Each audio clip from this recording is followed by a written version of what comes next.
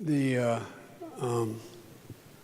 governor's dad was president when I wrote the office of that combined all the agencies to work together on drugs.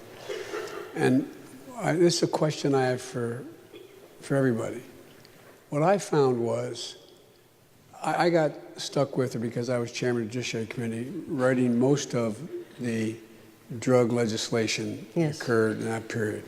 Big mistake was us buying into the idea that crack cocaine was different than powdered cocaine and having penalties. It should be eliminated. But one of the things I found most difficult is in private, when you talk to your colleagues, and I talk to my colleagues, whether they're in state legislatures or governors or senators or congresspersons, they really do not buy into, they say they do, that addiction is a disease. They think it's willpower.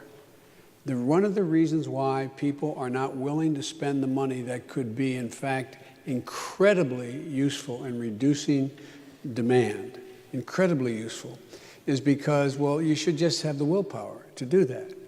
And one of the things you've done, Doc, and you've done, is begin to convince the American public that this is a disease. It's a disease of the brain.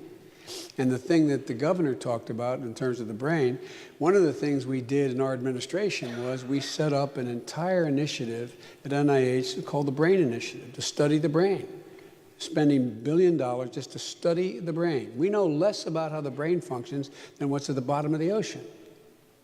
And so could you speak to that just a second about the idea of addiction versus willpower?